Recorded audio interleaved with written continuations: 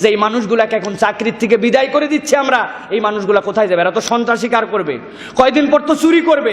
অনেকেই বলবেন হুজুর আমার যদি গার্মেন্টসের কামাই না থাকে তাদের চাকরি দিয়ে পুষবো কেমন করে? আপনি গার্মেন্টসের মালিক হন, তারপরে ঠেলা বুঝবেন, বলবেন কিনা?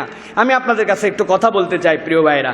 এই করোনাকালীন তারা বলতেছেন 3.15 বিলিয়ন ডলারের তাদের অর্ডার বাতিল হয়েছে। 3.15 বিলিয়ন ডলার মানে ধরতে পারেন 26,700 কোটি টাকার মতো অর্ডার তাদের বাতিল হয়েছে।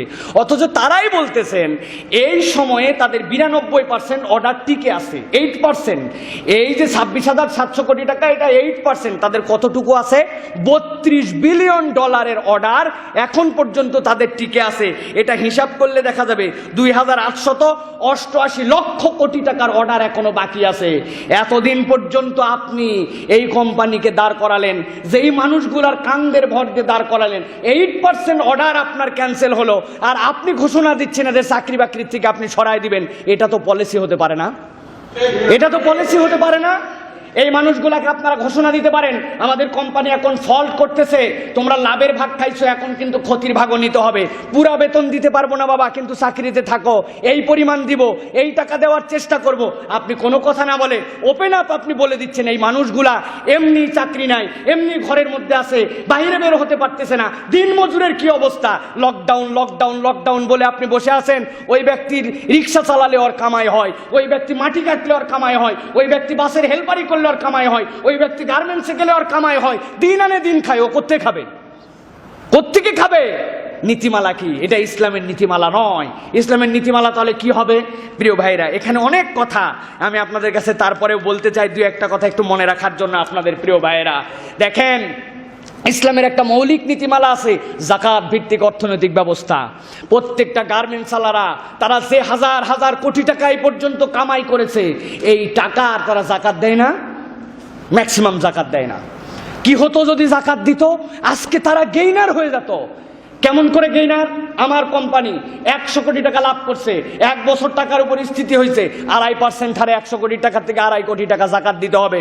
এই টাকার মালিক আপনি নন, এই টাকার মালিক আল্লাহ। ওয়া ফি আমওয়ালিহিম হাক্কুল লিসাইল ওয়াল মাহরুম। ওই 2.5 কোটি টাকার মালিকই আপনি নাই, আপনি 97 কোটি 50 লক্ষ টাকার মালিক। 2.5 কোটি টাকার মালিক হচ্ছেন আল্লাহ।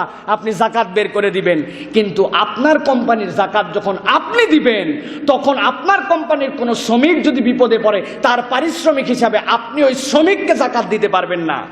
কি করতে হবে? ইসলাম এই জন্য বলছে সেন্ট্রাল যাকাত ম্যানেজমেন্ট বোর্ড থাকবে, সেন্ট্রালি যাকাত কালেক্ট হবে বাইতুল মালে। আপনি 2.5 কোটি টাকা যাকাত দিবেন, কোম্পানি এখন আপনার চলতেছে না, বেতন দিতে পারতেছেন না, আপনি ওইখানে সেন্ট্রাল বোর্ডে আবেদন করবেন যে আমার কর্মচারীদের এই অবস্থা, আমি তো বেতন দিতে পারি না, তাহলে এই হতদরিদ্র ফকির মিসকিনে রূপান্তরিত হচ্ছে, আপনারা টাকা দিলে আমার এই শ্রমিকগুলোকে আমি বেতন দিব। আপনার টাকা এক সময় ওখানে গেছিল, আবার বিপদে আপনার শ্রমিককে ওই সেন্ট্রাল বোর্ড থেকে যাকাত দিয়া ওই মানুষগুলাকে স্বাবলম্বী করে দেওয়া হবে। This is the policy of Islam. আমরা সব অর্থনীতি নিলাম, আজ পর্যন্ত যাকাত ভিত্তিক অর্থনীতি আমাদের পছন্দ হয় না, ঠিক কিনা? দিস ইজ দ্য ইসলাম। ওয়া মান আরাদা আন যিকরি ফাইন্না লাহু মাঈশাতান দানকা। যদি কোরআন থেকে তোমরা ফেরত যাও, আল্লাহ বলছেন তোমাদেরকে জিল্লতির জিন্দেগি দিতে হবে। 32 বিলিয়ন ডলারের এখনো আপনার অর্ডার বাকি আছে। কি হবে না হবে? আপনি তো নতুন পলিসি নিতে পারেন। আরো বিশ্বে যারা ফুটানি করে দামি দামি কাপড় পরতো, H&M ব্র্যান্ড পরে, দামি দামি ব্র্যান্ড পরে, ওই ব্র্যান্ড আর চলবে না। এখন অর্থনৈতিক স্বাবলম্বিতা কমার কারণে ওই মানুষ নর্মাল কাপড় পরবে, কম দামি কাপড় পরবে। ওই কাপড় বানাবে কে?